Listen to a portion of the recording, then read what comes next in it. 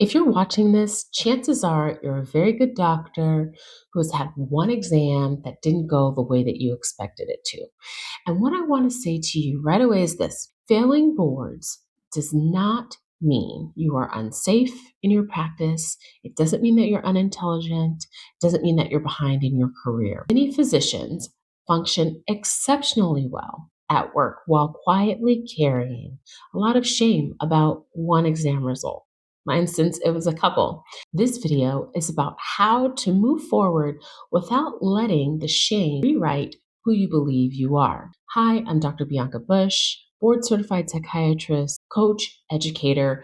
I work with medical students, residents, fellows, attendings who are clinically great but have struggled with high stakes exams and have found themselves getting a little bit stuck. So, this thing, having failed an exam, is something that many physicians work through quietly. And so, if that's you, you are in the right place. Before we get into ways to move forward, I want to talk about the experience of shame itself.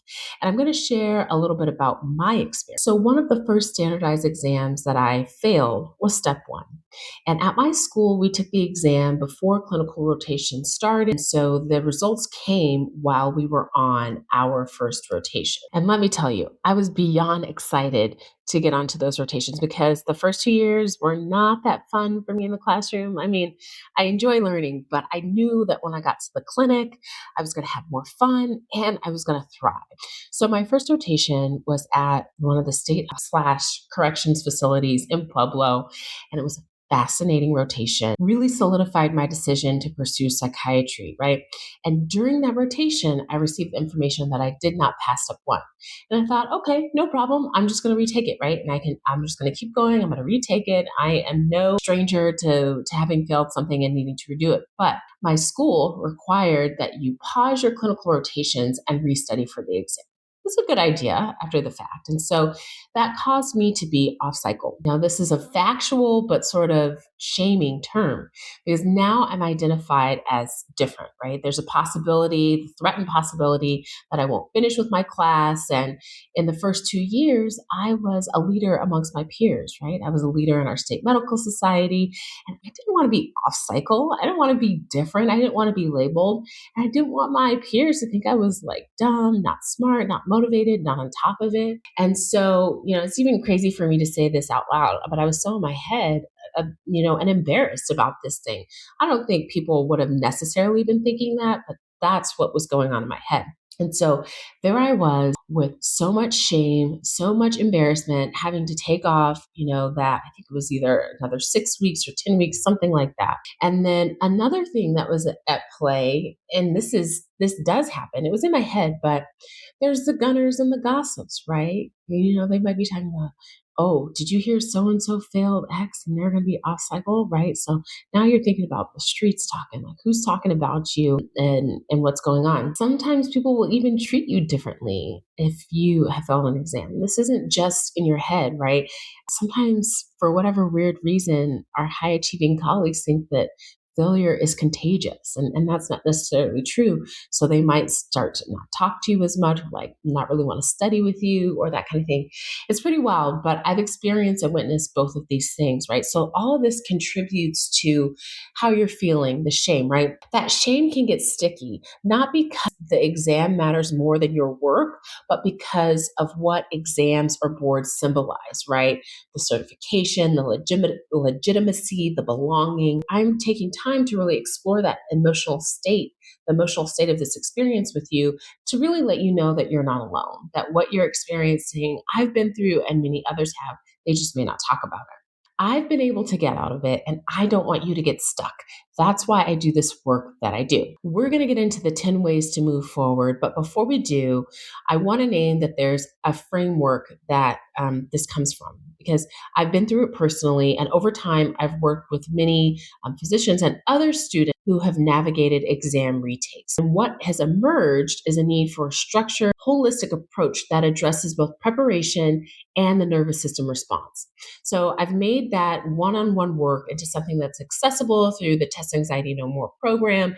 If you want to explore it, the link is below. And if not, everything from this video stands on its own. So let's get into it. Number one, You have to separate performance from identity. You didn't fail at being a physician, you just encountered a performance outcome under artificial conditions, right? So we have to separate these two. So visually, let's look at this differently, right? Here's a board result that may not be passing, and here is your clinical competence, right? These are two separate things. Here, we're thinking about how you can interpret labs, how you can create an awesome differential and create an excellent treatment plan. Here, we're talking about a one-time exam that's one day.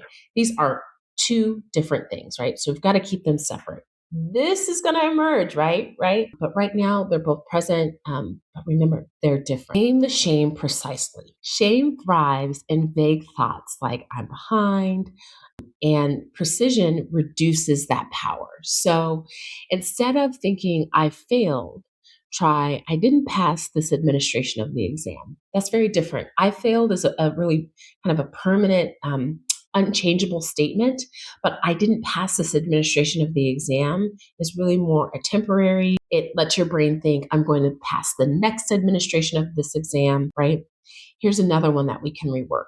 Instead of saying to yourself, I'm just bad at tests, you could say, I'm challenged by demonstrating my knowledge in this format. I have a little bet with myself that some test takers really they can get it with writing things down multiple choice, but I know for me, actually if I had the opportunity to demonstrate my knowledge verbally, I would do so much better. So think that instead. Instead of I'm just bad at tests, think I'm challenged by demonstrating my knowledge in this format. Maybe that will work for you. Number 3, stop retaking the exam in your head. This can be so tempting after you walk out of the exam to think like, did I answer that right? Or I should have done this, or next time I'll do this, right? Your brain keeps replaying it because it thinks it can prevent future danger or future mistakes. But let's pause because replaying is not preparing. It's a matter of survival. It's an anxiety response, and it's counterproductive because it keeps you stuck in fight or flight. Number 4, borrow a neutral observer. Ask, what would a trusted colleague say if they saw my actual work? So let's do a little role switch. Think of your mentor who's always cheering you on, who's always believing in you. They'd probably say something like, man, you are solid clinically. This really sucks. Or they might say, this doesn't make any sense at all. I've seen you practice, I've seen you work, I've seen you think through complex problems, and you're excellent. We want to take a different perspective and think about someone who sees us and who we are, a neutral observer. Number 5, keep your professional rhythm. One of the most productive things that you can do is keep showing up to work competently and really excellently, because I know you are. So this tip is really for probably physicians or residents who have the ability to keep going and don't have to take that pause. Your patients aren't going to know what your score was. What they know is that you listen, you diagnose them, you treat them, you respond to their in-basket messages, you refill their prescriptions, and they don't care about your score. That can really be preserving, that you get back into that work. And it can be life-giving. The routine can restore a sense of safety, and you're going to need that. You're going to need that safety and secure that feeling in your body to prepare for the next administration of the exam. Stop the urge to overcorrect. Shame can push us to study harder, study longer, study louder, and that can backfire. You can think of maybe your response or someone else like, oh, I didn't pass the test. Okay, now I'm going to tell everybody, oh, I'm studying, I'm doing this, I'm really studying this time. I want you to resist the urge to do that. Less force, more strategy. So, this could be a whole video on changing your strategy, but really don't think about going hard. Maybe think about focusing on the areas where you're weak. That's a very different approach than just like, okay, I'm going on all in. Now I'm going to study every subject in depth. No, you want to be more strategic. Number 7, choose one private container for this experience. You don't have to tell everybody what happened, right? Just pick one safe, encouraging space, and that's enough. That can be a mentor, your mom, your dad, a sibling, your partner, someone who is safe and who's going to be supportive. Number 9, expect grief, not just motivation, right? There can often be a period of grieving for the time that you invested, for the outcome that is, leading you to some uncertainty and grieving the momentum maybe that you had. And that's normal. It doesn't mean that you're stuck. It just means that you really cared, that you did something that mattered, either the effort that you put in or what passing would have meant or will mean for your future goals. Expect grief. Know that it's normal. Number 9. Work with your nervous system, not against it. So if your brain treats boards like a threat, information alone is not going to fix it. So now is a great time to observe what happens in your body when you do approach exams or think about exams. Recognize the stress response if that's happening for you. Figure out what works to counter it. Maybe it's breathing, maybe it's progressive muscle relaxation, maybe it's journaling. And there are so many techniques, but know what's happening in your body, know how to counter that, start practicing that because your body needs to feel safe in order to access the information the next time you take the exam. Number 10, decide what this means consciously. An exam result is a data point. Now, there are exceptions to this, perhaps if you are unable to take the exam again, but in general, the exam is just a data point. It's not final. It's not saying who you are. It doesn't get to define your identity unless you let it. So you're allowed to move forward without questioning your competence. This is a data point that says, okay, next time I need to do X, Y, or Z to prepare differently, but it doesn't change who you are fundamentally. All right. So we've been through 10 things that you can do to move forward, to keep that momentum after you've experienced a board failure. And if this has resonated with you, know that many docs explore this quietly but thoughtfully. You don't have to do it urgently. You don't have to announce it to everyone. And you also don't have to do this alone. So I'm here to support you through these videos on this channel, my other social channels. You can continue to follow along.